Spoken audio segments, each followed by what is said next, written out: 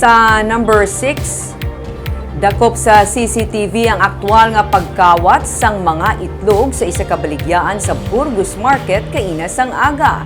Ang biktima ang kinahanglan pa nga manghulam sang kwarta para may itabon sa kinawatan nga itlog. May report si Romeo Subaldo. Makita sa sining nga CCTV footage ang ining tigulang nga lalaki nga nakaputi nga t-shirt nga nagpalapit sa atubang sang Burgos Public Market. Nagplastar pagid siya pungko sa pulungkuan nga ginapanagyahan man sang iya nga biktimahon. Nagulat sang timing nga masako ang tanan kag sa makakita sang oportunidad, nagpawala kuha sang 5 ka tray sang itlog kag naglakat nga do wala lang sa may kinawatay nga natabo. Nagtabok siya balik kag nagsakay sa nagahulat nga e-trike. May pulis pa nga naka-duty sang among inora sa gwa sang merkado pero ang tanan wala nakahibalo sang natabo.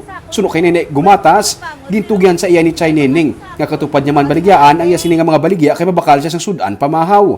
Pag abot ni Chay Neneng, nakibot siya nga wala na ang mga itlog.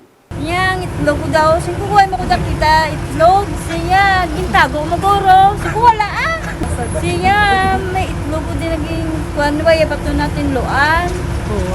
Siya laway ng itlog ko.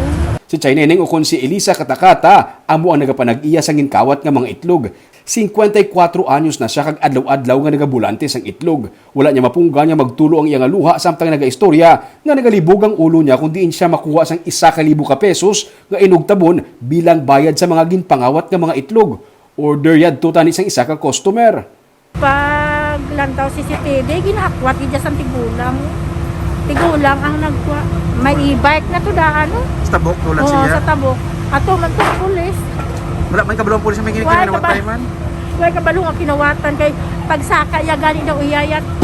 Tuwad lang sa dayo kay amo na kay lakas man. Kuan balin, manghulam naman sila kay ibayad. Kay ginaansada ko lang ang itlog. Trending sa mga vendors ang natabo nga kinawatay. Ginalantaw nila ang video kag hindi nila kilala ang tigulang. Suno pa sa kay Chay Neneng, nagmuno ang iya nga utod nga kung makilala ang persona nga nangawat sang itlog, ila kuno ipakastigo ang tawo pero si Chay Neneng hindi pabor dere. Hambal ako mahuli, hindi mo ako madakpan ko na ako hindi pakastigo. Hindi mo ako makastigo, gusto ko bayaran niya lang ang itlog. Kung malantaw niya ka sa video, ano gusto mo ihambal sa iya? Amo na ako hiyambal sa iya nga iyalang bayaran ng itlog. Hindi man ako sa pasakit kasi gulang na. Subong nga hapon, ipablatter niya sa PNP ang among nga insidente. Nagalaong pa siya nga kuntani makonsensya ang kawatan kag bayaran siya sa mga itlog nga kinawatan kay iya ini nga ginpangabudlayan.